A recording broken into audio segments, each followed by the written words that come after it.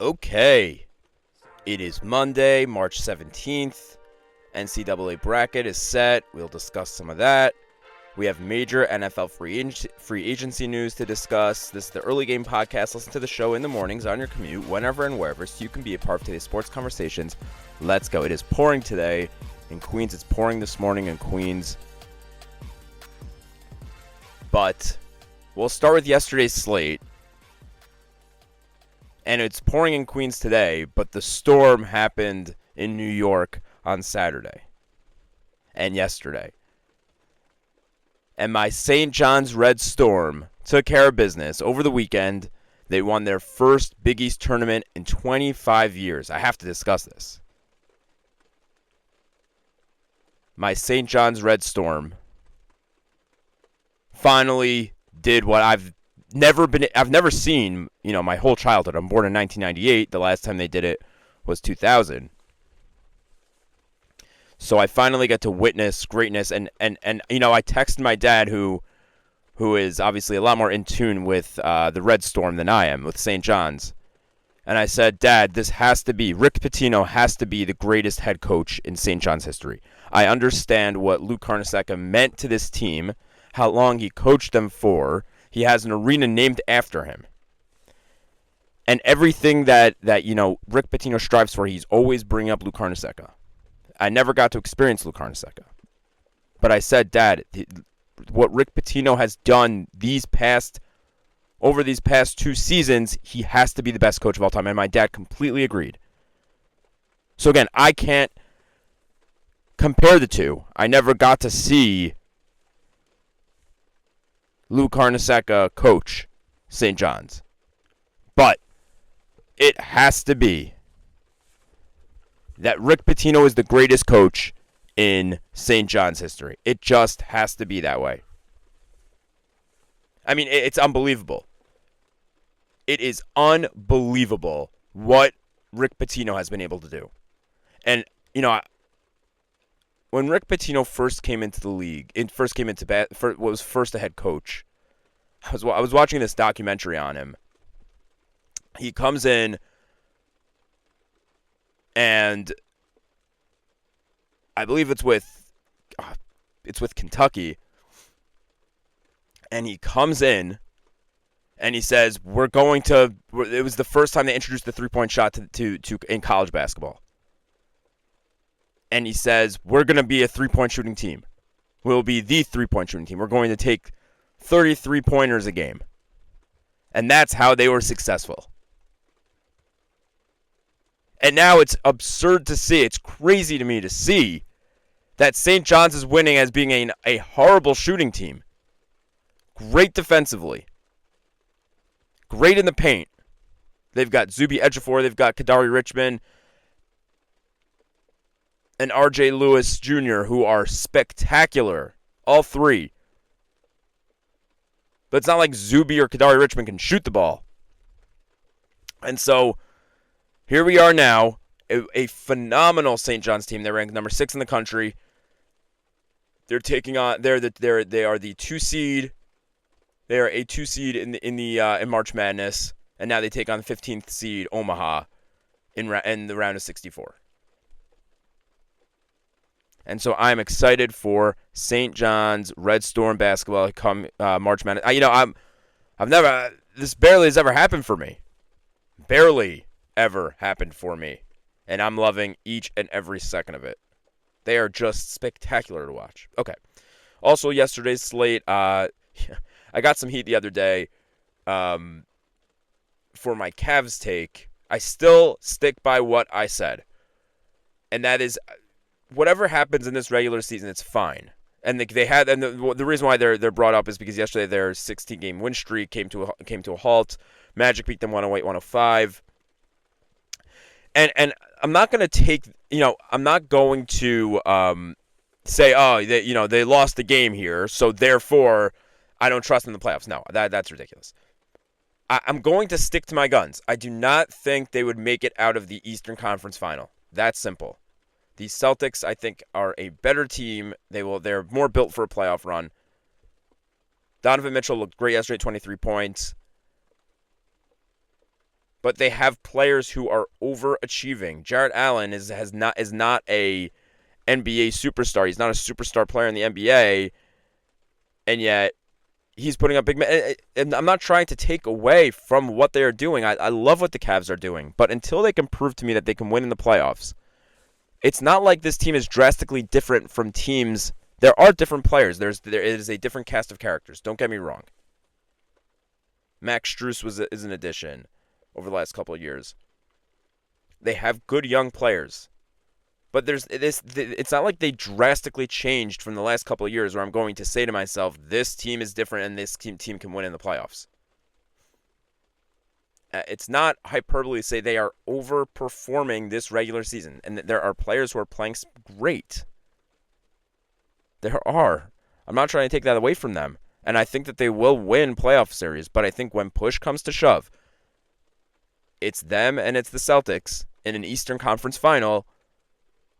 I'm not buying that the Cavs here can take care of business against the Celtics. They'll beat the Knicks. That I'm sure of now. I'm changing my stance on that. I said a couple weeks ago I don't think they'd beat the Knicks. I think the Cavs would beat the Knicks. I might have even said that last week. The Knicks just stink, and Brunson's hurt, and I'm just sour about the Knicks. But I think that what we're talking about here are, I've been able to think about it a lot. We have one team in each conference, and I've spoken about this. We have one team in each conference, the Thunder and the Cavs, who I don't trust. I trust the Warriors and I trust the Lakers a lot more than I trust the Thunder, and I trust the Celtics more than I trust the Cavs, all in 7-game series in the playoffs. But we'll see. The Thunder are going to be matchup disasters for both the Lakers and the Warriors. The size that they present is going to be disastrous for those other two teams, but I will take the experience of both the Lakers and the Warriors over what the Thunder present here, what SGA presents, Chet, Isaiah Hartenstein, the size that they have. I mean, both are well-constructed teams. So let's see. A Cavs-Thunder final would be great for basketball lovers. A Celtics-Lakers final, though, is obviously going to be better for NBA as a whole. But the Cavs last night actually could have broken the Phoenix Suns record in 2021 of 17 straight wins. So they get that halts at 16 for the Cavs, and it's their second time this season having a 15-plus game win streak, which is absurd. They're a great team. I love Donovan Mitchell. I wanted Donovan Mitchell on the Cavs, on the Knicks so badly. I love me some Donovan Mitchell. The question is, can he be your 1A? And that was a problem, when the Knicks were considering trading for him. The narrative in my mind was the Knicks needed a 1A, and ironically, they never even got one. Brunson nor Cat are 1As, but they needed a 1A, and Donovan Mitchell I didn't think was a 1A type player. And in the playoffs, you need a 1A type player. Okay, that was yesterday's slate. Let's move on to the NFL, where we had wide receiver movement over the last couple days. And so, first was Friday afternoon. We got breaking news that Cooper Kupp is on the move. According to ESPN, former Los Angeles Rams wide receiver Cooper Kupp agreed to terms on a contract with the Seattle Seahawks. The team announced Friday night. The deal is for 3 years and worth $45 million, a source told ESPN's Adam Schefter. So after the Cowboys and the Seahawks were, I think, kind of considered the two finalists here, the Seahawks went out. He returns home to his home state. He is originally from Yakima, Washington. Yakima, for all those iCarly lovers out there, is a synonymous to me with iCarly. I think of Yakima. And anyways, so the Seahawks essentially replace DK Metcalf, leaving with Cooper Kupp. And obviously they're going to pay a lot less money for Cooper Kupp. That's a 3-year deal worth $45. DK agreed to a 4-year extension with the Steelers when he was traded there, so he's on a 4-year, $132 million deal right now for them. And so you'd assume that whatever holdout DK was going to force them into with Washington, now they're going to be paying less money for Cooper Kupp.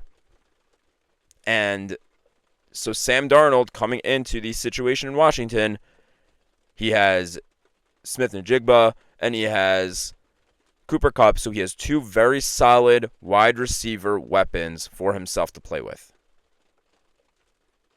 And I like this for Washington. You give Sam Darnold weapons. And let's not forget this. Let's take a step back here. Sam Darnold is going to be playing for the first time ever in his career as the clear, or let's say, I'll take that back. For the first time since it failed with the Jets. So it's the first time since 2020 in 4 or 5 years. He is playing as the clear QB1. Clear QB1. He hasn't been that in a long time. And even with the Jets, it was quick for them to give up on him, for them to doubt him. And so this is the most confident a team is in Sam Darnold's ability going into a year since his rookie year. And so that's a lot to live up to. And frankly, he lost a lot of value for himself in the last couple of weeks of this past season when he could not get it done for the Vikings. So there is pressure, and he will need all the weapons he can get. And so this is a good deal for him. It's a good deal for Seattle if we're talking about saving money on the cap and being able to add elsewhere. They obviously are paying a lot less. Not like Cooper Kupp's anywhere near the player DK Metcalf is anymore. But this is a fun deal. This is good. This is good, I think, for Seattle. I don't want to bash on what Seattle's trying to do here. You know, they pretty much flipped Geno for Sam Darnold, and Sam Darnold's on a very team friendly deal. The Seahawks can get out of this contract they have with Sam Darnold after year one. I think it's 37.5 guaranteed this year, and then they can get out of it if things go awry. And so it's a more team-friendly deal for them with Sam Darnold than with Geno Smith, who they had on an extension. They now have Cooper Kupp more team-friendly than they had DK Metcalf. And Smith and Jigba now is going to be wide receiver one, the star here. Great for me. I have him on my fantasy team, my keeper league. But I like what Seattle's doing here. I think a lot of people are looking down on what they're trying to do here, but I like it. I think ultimately they kind of make a net zero with replacing Geno with Sam Darnold. And yes, DK is better than Cooper Kupp, but think about from a schematic perspective, not an X's and O's podcast. From a schematic perspective, you have now two threats wide receiver-wise that you really need to pay attention to if you're an opposing defense. So I really like this move for the Seahawks, and I think that they're really putting themselves in a position to compete here in 2025. Okay, let's move on. I said there was a lot of wide receiver news, and late last night, 10:53 p.m., Jordan Schultz tweeted, breaking, Bengals wide receivers Jamar Chase and Tee Higgins exclusively tell me they've agreed to contract extensions with the team. Jamar gets 4 years, $161 million, with $112 million guaranteed, making him the highest paid non-quarterback in NFL history. I think, is that the third time or second time we've had that this offseason? I think Max Crosby was also highest paid non-quarterback. Tee Higgins gets 4 years, $115, with the first 2 years guaranteed, making him the highest paid wide receiver in NFL history. Look. I don't care about being paid the most money for non-quarterback, for a wide receiver too, blah, blah, blah, blah, blah. It is a matter of, are you going to be able to figure out a way to make your cap fit with these deals so that you can still be a great team? The Bengals, on paper, should be a great team. Joe Burrow is a top 5 quarterback in football. In the last 2 years, one of the most underappreciated quarterbacks, I think. And yeah, come at me that he should have been MVP, blah blah blah blah blah. It's fine. Nobody bought into him going into this past season. I did. Joe Burrow is, on a good day, arguably the best quarterback in football. So he gets his two weapons that make him better, that make him in that conversation. That's important. These are his two guys. And again, the only thing that would bother me is if this takes away. I'm not going to act like I'm some sort of NFL cap aficionado, but the only thing that would upset me is if this takes away from them competing in other ways. That would bother me. That would bother me. And so ultimately this is fine, but the Bengals had defensive issues, big time. And so if this is going to take away from them fixing defensive issues, then what are we doing here? If this is going to create cap issues for the Bengals, then this is ridiculous. This is just dumb. Then what are you doing? I don't care about being the highest paid non-quarterback. I don't care about being the highest paid wide receiver too. If I'm a Bengals fan, what I care about is making sure I have a competitive team on the field that can go out there and compete with the Chiefs, compete with the Bills, compete with the Ravens. Good for Tee Higgins, good for Jamar Chase. But ultimately, make sure your team can go out there and compete.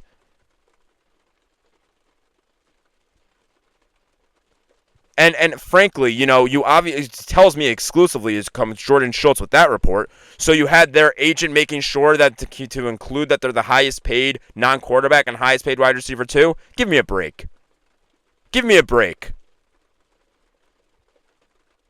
Good for those two. Talented players. But give me a break. Is this what's most important? Is what's most important for these two guys that everybody knows that they've broke some sort of record? Give me a break. It's good for. I'm happy if this is bad management by the Bengals, right?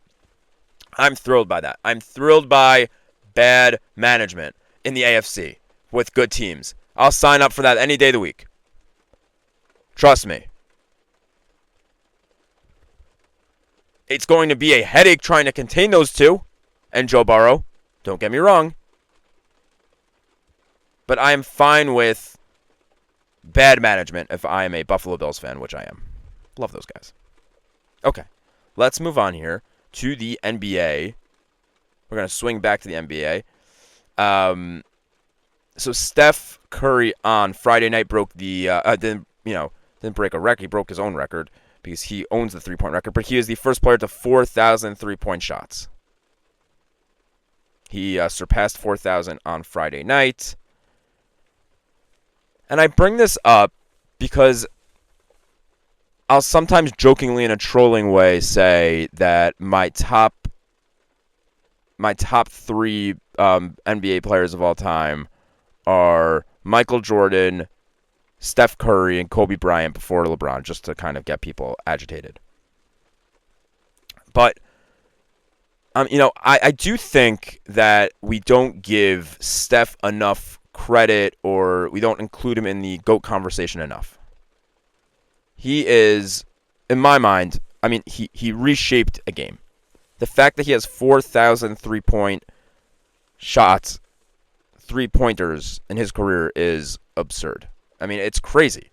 And I was looking at this, he broke the record of three-pointers in 2021. So he broke Ray Allen's record 4 years ago.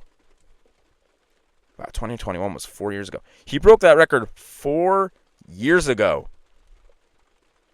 Is he the greatest of all time? No. He's certainly a top 10 player of all time, and I think that if we're discussing players who reshaped a game and reshaped basketball, the NBA, how it's played, nobody has done it as more significantly, more prolifically as Steph Curry did. Nobody has changed the way people play a game, the trajectory of a sport, more than Steph Curry has with the NBA and with basketball. And kind of to bring it full circle here, it's so crazy to me that St. John's basketball has been able to be so successful playing an old school brand. Steph Curry has changed the way both professional and collegiate basketball has been played. And St. John's is kind of a reminder of how incredible Steph Curry's legacy is. That they're so out of the box in their style. And that Steph Curry essentially is the one who changed that in basketball. And it's not like, I brought up my dad before. I'm speaking to him about how St. John's plays, and he says, this is my favorite way, this is my favorite style. He hasn't seen it in years. And yeah, it's because Steph Curry's in the league, and he has 4,000 three-pointers. And he makes it more fun to shoot than he does to play a hard, gritty, battle in the paint type of game. Good for Steph Curry. He is an all-time great. He's one of the greatest of all times. He's in that GOAT conversation. For a different type of reason, he's not going to have points records. He's not going to have minutes records the same way LeBron does. The same way Michael Jordan does. But he's in the GOAT conversation for a different reason. Okay, let's move on here. We'll have a couple of things here in Major League Baseball. The first thing that I found was super fascinating yesterday was Joey Gallo. So former super slugger Joey Gallo requested his release from the Chicago White Sox and announced he will be pursuing pitching in Major League Baseball.